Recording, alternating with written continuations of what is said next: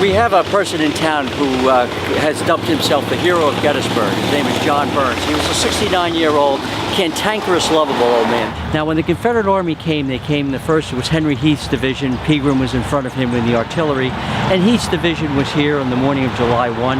And he grabbed his old flintlock from the War of 1812, put on his Sunday best with his big top hat, and he went out to the McPherson's Ridge, and he reported at 150th Pennsylvania, and he said, no, none of these Confederate men are going to take my town. They told him to go over and fight with the in the woods. It's safer. Well, in the woods you've got the Wisconsin, you've got the Iron Brigade, the 2nd, 6th, 7th Wisconsin, the 19th Indiana, 24th Michigan, the creme de la creme, the Black Hats. They were the best the Army had to offer, respectfully. And he gets sworn into the 7th Wisconsin. He fights all day. And what happened was he gets wounded. And when the Confederate Army overran his position, they see this old man laying there. And they said, "Hey, old man, what are you doing here?" He said, "I was looking for my wife's cow, and you guys shot me."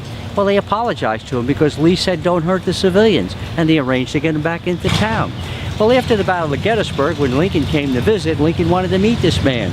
And so he sends his entourage over, and he basically said, "The President of the United States would like to meet you." What's unique about our friend John Burns is that after the Battle of Gettysburg, he would get his picture taken. Most of you have business cards. Back then they called cards to visit. So you don't get your picture taken, you put it on a card and you would leave it. Well, he would sell those cards, and he was your first town and battlefield guide because he would walk people around and charge them a fee. And if you wanted to know about the battle, even if you were his neighbor, he charged you. So imagine that when Lincoln sent his entourage over, that one of the questions I'm sure he said was, "It's going to cost you."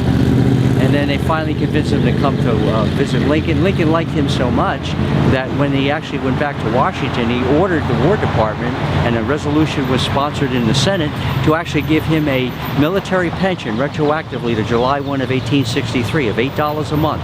And I suggest to the folks that come visit here that he's sworn into the Army, he gets a military pension that makes him the oldest active duty soldier to fight here at the Battle of Gettysburg.